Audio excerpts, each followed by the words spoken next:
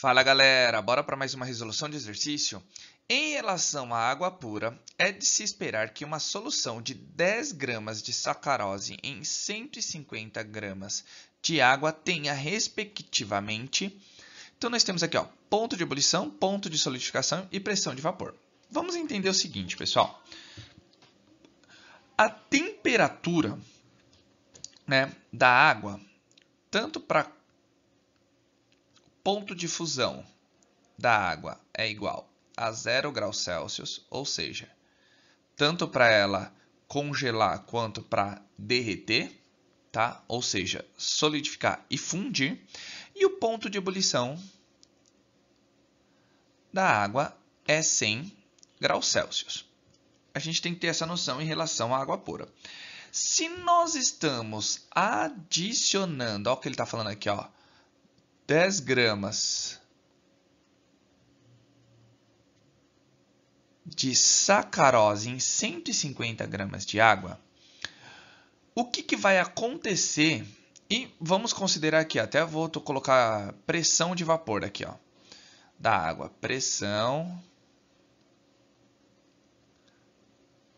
vapor. Vamos colocar ela como X.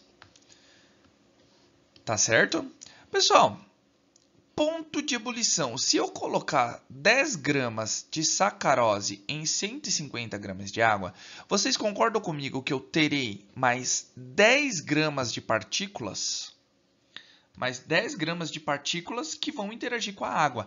Então, ela vai influenciar tanto no ponto de fusão, que é o ponto de solidificação também, eu posso até considerar. Vou colocar aqui até entre parênteses de roxo, que é o ponto de solidificação. Tá legal? Vai acontecer o quê? Se eu tenho mais moléculas interagindo, vai fazer o quê com o meu ponto de solidificação ou ponto de fusão? Ele vai diminuir, pessoal.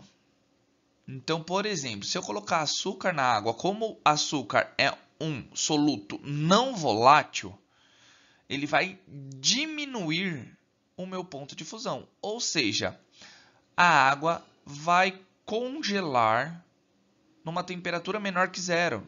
Por exemplo, menos 5. Tá? Então, vai acontecer exatamente isso daqui. Tá legal? E com o meu ponto de ebulição? Se a água evapora a 100 graus Celsius, se eu colocar 10 gramas, ou seja, 10 partículas de outra coisa dentro dessa água, a minha temperatura de ebulição vai aumentar. Então, por exemplo, para congelar fica menos 5. Para entrar em ebulição, ou seja, vaporizar, vai ser 110. Então, eu estou aumentando o meu ponto de ebulição e diminuindo o meu ponto de fusão, ou seja, ponto de solidificação também, invertendo. E a minha pressão de vapor, pessoal? Se a sacarose está aumentando, o ponto de ebulição da água, vai ter mais dificuldade para entrar em ebulição. Se eu vai ter mais dificuldade, aumentei o meu ponto de ebulição, consequentemente, o que acontece com a minha pressão de vapor? Ela vai diminuir. Então, o que a gente pode avaliar aqui, pessoal? Vamos lá, ó. Ponto de ebulição. A vai ser menor? De jeito nenhum. Então, não pode ser a A. Porque ela vai, ó, ponto de ebulição menor, ponto de solidificação maior também é menor, pressão de vapor é menor. B. Ponto de ebulição menor? Não, de jeito nenhum. Não pode ser nem menor. Aqui, ó. Ele vai ser maior. Ponto de solidificação menor? Sim.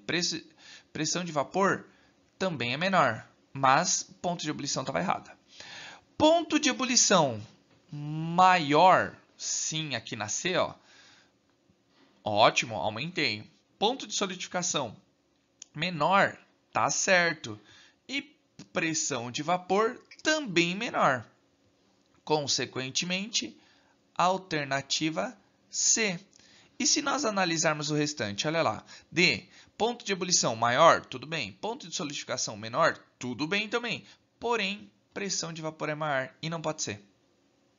Tá? A pressão de vapor vai ser menor. Tá legal? Então não é a D.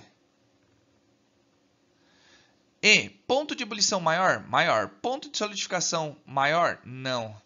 Nem o pressão de vapor. Então também não pode ser a E. Então a única alternativa é a alternativa C. Certo, pessoal? Um exercício interpretativo, onde a gente não precisa fazer cálculos, né? E simples em questão de entendimento. Claro que a gente tem que fazer associações, tanto em ponto de ebulição quanto de pressão de vapor. Beleza, pessoal? Então, mais uma vez, muito obrigado. Estamos chegando a quase 1000 inscritos. Muito obrigado pelo carinho e pelo apoio. Curta, comente, compartilhe esse vídeo para todas as pessoas que estão estudando, para a gente ter um ensino de química bem objetivo aqui e direto ao ponto. Tá bom, pessoal? Então, aquele abraço. Valeu!